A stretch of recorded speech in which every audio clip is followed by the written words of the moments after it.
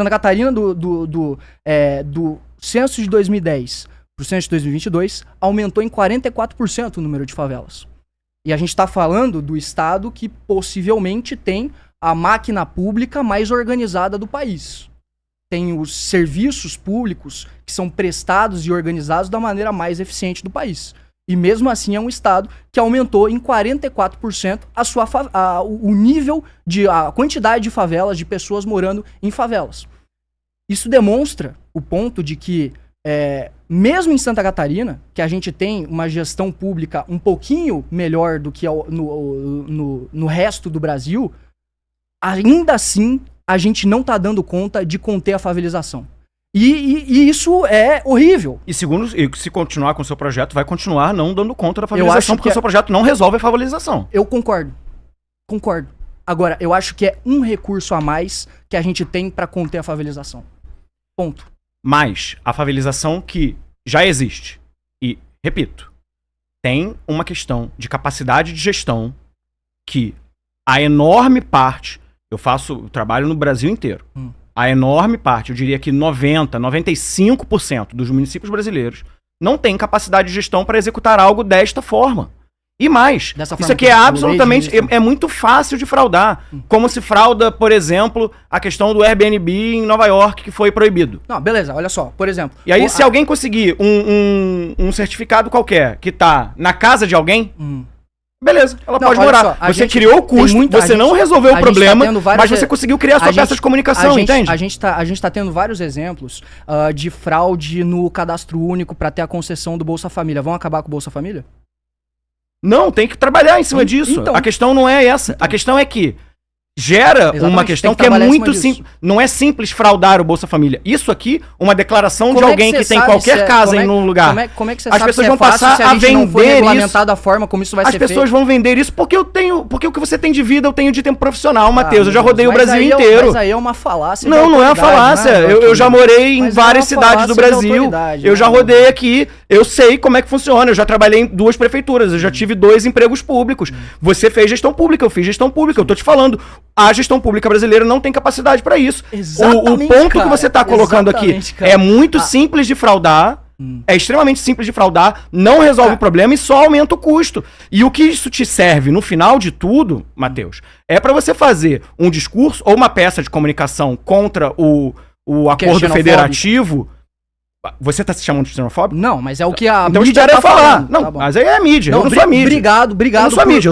Meu nome é Paulo. Obrigado por meu nome é Paulo. Meu nome é Paulo. Se eu quiser te chamar de xenofóbico, eu vou te chamar de xenofóbico. Eu ainda não fiz isso. Ainda que você dizer que o Pará é um lixo, é xenofóbico. Se você queria ser chamado de xenofóbico, se você fez toda essa armação pra conseguir o corte, eu te chamando de xenofóbico, pra ser mais uma pessoa te chamando de xenofóbico, a sua fala sobre o Pará é extremamente xenofóbica. A sua fala que, mesmo sabendo que a maior parte do fluxo de pessoas que vem do Rio Grande do Sul, que vem de estados do Sul, que vem de São Paulo, que vem do Rio de Janeiro, que vem de outros lugares, e não vem de forma majoritária do Norte e do Nordeste, ao atribuir o problema ao Norte e ao Nordeste, você está sendo xenofóbico. Eu nunca fiz isso. Tá bom, você tá negando e aí depois você vai mostrar para os seus seguidores que você não fez. Eu nunca atribuí o problema. A sua fala é xenofóbica. Quando você fala que o Pará é um lixo, é xenofóbico. Você já disse que falou que o Pará é um lixo. Você negou que o Pará é um lixo? No mesmo vídeo. Você negou essa fala? Não neguei. Xenofóbico. Não neguei. Então você tá concordando com a mídia aí, velho. Parabéns. Você falou, olha, não sou a mídia. Aí você fala, você e olha, você é forçar algo pra que você quer que saia da minha boca. Você quer que eu te chame de xenofóbico? Você foi xenofóbico quando você disse que o Pará é um lixo. Pronto, você tem o corte que você queria pra rede social. Cara, eu não queria corte nenhum. Eu queria saber qual que é a sua opinião. É simplesmente isso. Eu falei que o Pará era um lixo. E nessa mesma fala eu falei, não estou falando... Eu disse, o Pará é um lixo.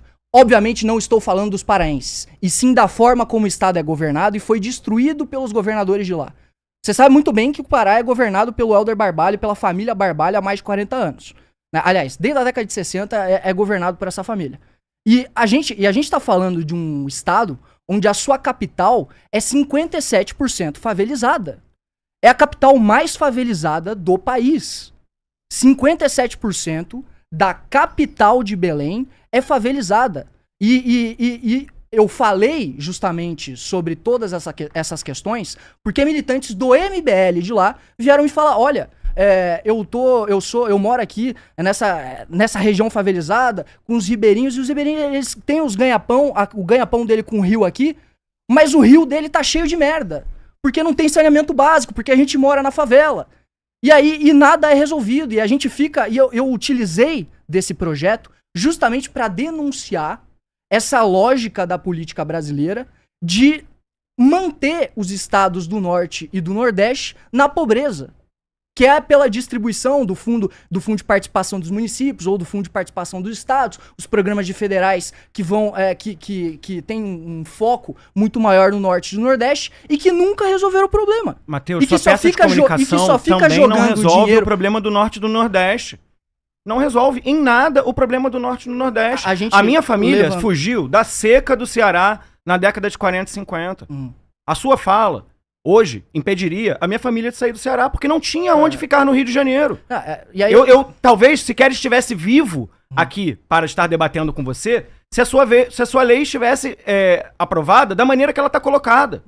É isso que você está fazendo. Então você não está resolvendo de nenhuma forma nem o problema de Santa Catarina, nem o problema do Norte e do Nordeste. A única coisa que você está fazendo é criando uma comunicação baseada num problema muito sério brasileiro, do que, do meu ponto de vista, é um desserviço para a gestão pública brasileira, porque gera um custo e uma burocracia que não resolvem o problema.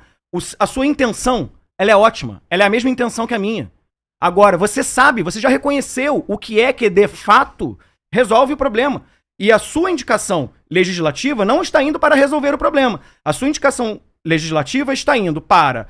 inclusive, aproveitar-se de um sentimento xenofóbico para crescer e possivelmente virar deputado federal ou estadual no ano que vem. Com base em que você diz isso? Eu estou afirmando a minha impressão. Que eu tô querendo incentivar a xenofobia para gerar Você está se aproveitando de um sentimento xenofóbico para crescer a sua carreira política. Sim, cara, é isso que eu tô afirmando. Não, eu acabei de no início do debate, eu te tracei uma linha de como que eu cheguei nesse diagnóstico. O storytelling tá ótimo. Uma questão de... Cara, eu consigo trazer as pessoas aqui pra te confirmar, se você quiser. Não, mesmo que a história seja verdade, eu não tô duvidando da história. Porque eu estou dizendo que, do meu ponto de vista, você tem aqui uma peça de comunicação. Você não tem um projeto de lei. Porque você é vereador, você não é deputado federal. E daí? E o seu projeto é inconstitucional e tem vice de iniciativa. Não, e daí? E por que tem vice de iniciativa se quem vai propor é um deputado federal? Porque você é um vereador, Mas eu sou falando dos problemas de Joinville. Eu estou falando dos problemas de Joinville.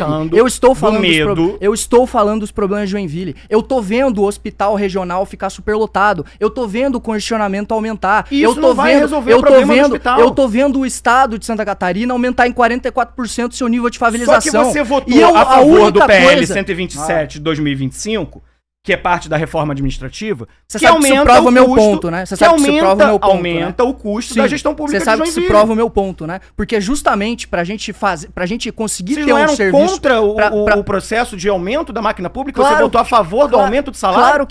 Claro que não. Em que momento eu disse isso? Então você é a favor do inchaço da máquina pública? Não, eu sou a favor de ter um Estado decente pra atender o nível de serviço público que a gente precisa pra aquela cidade. Eu não vou ficar com um discurso fácil aqui de que a gente... o Estado mínimo, a gente tem que sempre reduzir o Estado. Que bom. É claro que não, velho. É claro que não. Eu nunca trouxe esse argumento aqui pra mesa. Então, sim, Joinville é uma das cidades que mais está crescendo em termos proporcionais no Brasil inteiro. Então, é claro que a gente tem que ter uma reforma administrativa que vai aumentar o serviço público, que é justamente isso que eu tô falando. A gente tem que ter capacidade de aumentar o setor público pra conseguir pra conseguir fazer com que esse crescimento populacional seja de maneira ordenada. Até porque quem é que vai educar o filho do migrante? Quem é que vai atender o migrante ali quem é que vai atender o migrante na UBS, na UPA? Quem é que vai gerir todos esses serviços públicos que estão sendo prestados? É a prefeitura. Logo, é óbvio que a gente tem que ter um aumento da máquina pública eficiente, e é isso que a gente debateu no projeto 127, que era da reforma administrativa que você está trazendo, para aumentar a máquina pública de maneira eficiente, para poder justamente prestar um bom serviço público, não só para o joinvilense que já mora ali, mas para o migrante que está vindo. Porque esse é o meu ponto, cara. O recurso de controle migratório que eu tô propondo é um dos recursos, e óbvio que a gente tem que falar de política habitacional, e óbvio que a gente tem que falar de boa gestão na saúde pública, de uma boa gestão na segurança pública, e isso a gente faz ao longo do mandato, é isso que eu faço como vereador, eu fiscalizo a forma como a prefeitura tá exercendo o serviço, tá executando o serviço municipal, eu proponho novas formas de fazer com que esse serviço seja prestado de maneira mais eficiente, mas eu tô vendo que tudo isso não tá sendo suficiente. E aí eu tô simplesmente jogando no debate nacional uma outra possibilidade, um outro recurso que todos os municípios do Brasil podem ter, que é um recurso de registro habitacional para que esse controle, para que esse fluxo migratório seja ordenado. Enfim, a gente vai ficar repetindo isso aqui e... Você, numa entrevista recente, falou que se dizia conservador, mudou e agora se diz nacionalista, certo? Você falou isso. Mas não o que eu disse foi o seguinte, que eu já me considerei mais conservador e que hoje eu acho que aquilo que eu acredito tá mais próximo de um ideal nacionalista. Se eu sou nacionalista, eu não sei, mas enfim, qual que é o ponto? Aonde que tá esse nacionalismo que não defende a unidade do Brasil e cria muro entre os estados? Vamos lá. Você falou do sentimento xenofóbico, né? Você falou do sentimento xenofóbico e realmente isso existe. Realmente isso existe. E sabe um dos elementos que fazem com que esse sentimento xenofóbico seja acentuado? Quando o joinvilense, ele quer uma vaga pro seu filho na creche e não tem, porque essa vaga foi preenchida com uma ordem de prioridade com base na renda, e aí o migrante, teoricamente, tomou o lugar do joinvilense. Isso está alimentando um sentimento xenofóbico de fato. E o que eu quero? Que o serviço público tenha a capacidade de absorver todo mundo. E aí, esse sentimento xenofóbico, ele tende a diminuir. Você fala que o Pará é um lixo, que as pessoas do Norte e Nordeste que o Pará é um lixo. Favelão, eu nunca falei isso, eu acabei de falar que eu nunca falei isso. Que o Pará é um lixo e que as pessoas estão vindo e que estão pressionando o serviço público. Sim, e que tem xenofobia. No geral, você está se aproveitando do sentimento da xenofobia com uma peça de comunicação. Isso que não tá dizendo é você, velho. Sim, óbvio que eu tô dizendo. Eu tô debatendo contigo, não é mais ninguém que tá dizendo. Só pode ser eu que tô dizendo. Mas você tá dizendo com base no nada. Não são fantasmas, estão dizendo. Sou eu que tô dizendo. Sim, você tá dizendo com base no nada. Não tô dizendo com base no nada. Tô dizendo com base na sua fala, que falou que o Pará é um lixo. Você tá dizendo tô dizendo com base no seu projeto de lei que aumenta a burocracia e não resolve o problema. Tô dizendo a partir da sua fala incoerente, que se diz nacionalista e quer criar muros dentro do próprio país. Quem tá se complicando é você, não coloca a questão pra cima de mim. Que muro, cara? Que muro que eu quero criar, cara? Um muro burocrático, da pessoa ter que indicar da pessoa ter que fazer um registro habitacional. Exato, que vai envolver que acontece no centro do direito constitucional no mundo. Que vai envolver um custo de recursos humanos para uma máquina pública que já tem dificuldade em fazer a gestão de todas as outras questões. E repito, numa péssima alocação de recurso público que não resolve nem o problema de Santa Catarina, nem o problema do Norte e Nordeste, mas gera convite para podcast, entende? Não, olha só, vamos lá, você tá me dizendo... Aí, inclusive, a gente pode até voltar para outra questão. É porque você disse que a gente, de novo, não tem capacidade de investimento público suficiente para fazer um registro habitacional, mas a gente consegue, né, fazer políticas habitacionais para conter todo esse avanço, né, de favelização. Né? Como? Como o quê? Desculpa. Como que a gente... De novo. Você disse que a gente não tem investimento público suficiente para fazer um registro habitacional, mas que a gente tem que fazer política habitacional. Se a gente não tem nenhum investimento público para fazer esse registro habitacional, como é que a gente tem para fazer política habitacional? Tem uma série de recursos internacionais do BID, do Banco Mundial, que podem ser buscados. Inclusive, a tese minha no mestrado fala exatamente sobre isso. Sim. Em treinar escritórios de projetos da prefeitura. Estudei o caso de Barro Alto, em Goiás, onde justamente uma mineradora se instalou. E uma das questões que eu identifiquei que tem um impacto grande nessa questão é a implantação de um escritório de projeto que ensine os técnicos da prefeitura a, inclusive, buscar dinheiro internacional para isso. Outra coisa, tem dinheiro do Ministério das Cidades que também fica lá parado por falta de projeto. Tem uma série de financiamentos do BNDES que poderiam ser buscados. Tem uma série de fontes onde você poderia buscar, além da própria alocação da gestão pública local, em Gestão pública é vontade política. Se você tem vontade política de resolver o problema da habitação, você resolve o problema da habitação. Pra gente fazer a simples manutenção das estradas, das rodovias federais no Brasil, a gente precisaria de um investimento de 1,5% do PIB. A gente investe 1,4%. Ou seja, a gente não investe o suficiente nas rodovias federais para fazer a simples manutenção delas. E você tá me dizendo que a gente vai conseguir, que a gente tem capacidade de investimento suficiente, sendo que se a gente for ver a capacidade de investimento em relação ao PIB, desde a década de 80, ele só vem diminuindo, né? E a gente vai ter essa capacidade de investimento para fazer esses programas habitacionais. Sabe uma outra fonte boa que a gente poderia tirar? Emenda parlamentar. 50 bilhões de reais. Vamos concordar nisso. Concordo. Imagina se a gente tivesse 50 bilhões de reais indo para um investimento sério de saneamento e de habitação. Entende como é vontade política? Não, mas olha só, exatamente por isso que a minha lei é importante, porque a minha lei ela tá servindo para denunciar justamente essa distribuição de recursos aos municípios de maneira burra e vagabunda. No sentido de corrupto que eu tô falando de vagabundo. Porque essas emendas, né, que hoje, qual que é o valor? É 50 bi de emenda que a gente tem? 50 bi de emenda, né? A maior parte dessas emendas vão para onde? Justamente para o norte e para o nordeste, porque as pessoas que dão as cartas na política brasileira são justamente os coronéis do norte e do nordeste. E aí, o que eles fazem com esse dinheiro? Uma parte vai para esquema, né, para botar no bolso, e outra parte vai para inaugurar a praça, para, sei lá, para fazer alguma coisa inútil que vai gerar, no final, voto comprado pro político que vem dessas regiões. Então, eu também estou utilizando da minha lei, justamente desse projeto que eu estou propondo, justamente para denunciar essa lógica brasileira que mantém o povo do norte e do nordeste, e é para isso que eu falei que o Pará era um lixo. Isso é duro falar que o Pará é um lixo, é agressivo e é para ser agressivo mesmo. Porque a gente está falando de um lugar que a sua capital é 57% favelizada. Então eu tenho que ser duro. Eu não tenho que falar, olha galera, o Pará ele tá em péssimas condições. O Pará ele foi mal gerido. Não, o Pará é um lixo mesmo.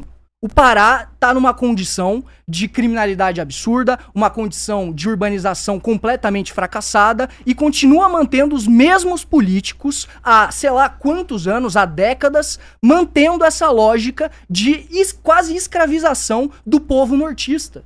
Né? Então, essa lei, ela serve também para denunciar essa lógica absurda que a gente tem das emendas parlamentares, inclusive. Que você tá trazendo aqui. Matheus, você não tá falando duro porque você quer resolver nada. É porque eu quero fazer marketing político. Você tá falando duro porque você quer voto, Matheus. Você tá falando duro porque existem efeitos psicológicos quando você se coloca muito firme, enche o peito, fala firme, fala duro, faz um discurso, se conecta com as dores do público, as pessoas vão acreditar em você. Ainda que você esteja falando algo que, de fato, não resolve o problema. Eu já te mostrei que não resolve o problema. E mais, você concorda que não resolve o problema. Como você mostrou que você não resove o problema. Eu não falei isso. Eu não falei isso. Eu falei que esse que é um... Você já concordou que não resolve o problema. Eu disse que é um recurso que sozinho que não resolve o problema. Eu disse que é um recurso que sozinho não é suficiente para resolver o problema. E que o efeito dele, dentro do problema que já está acumulado no Brasil, é irrisório. É ridículo. Você sai do problema, você tira o foco, você inclusive presta, do meu ponto de vista, um desserviço, tirando o foco da solução real, que é o investimento em transporte, é o investimento em habitação, é o investimento no serviço público de qualidade. Você tira o foco desta discussão para apresentar um projeto que não resolve o problema. Burocratiza, cria outros custos, se baseia num sistema chinês de controle e, no final das contas, não resolve o problema, mas consegue te dar a dinâmica de uma atenção nacional dentro desse momento que a gente vive, de economia de atenção, dessas novas mídias e dessa disputa pela atenção do público, porque é isso. Se você fala duro, se você fala alto, se você fala forte, as pessoas vão tender a acreditar em você, porque a sua postura fala por você. O projeto em si é muito ruim, Matheus.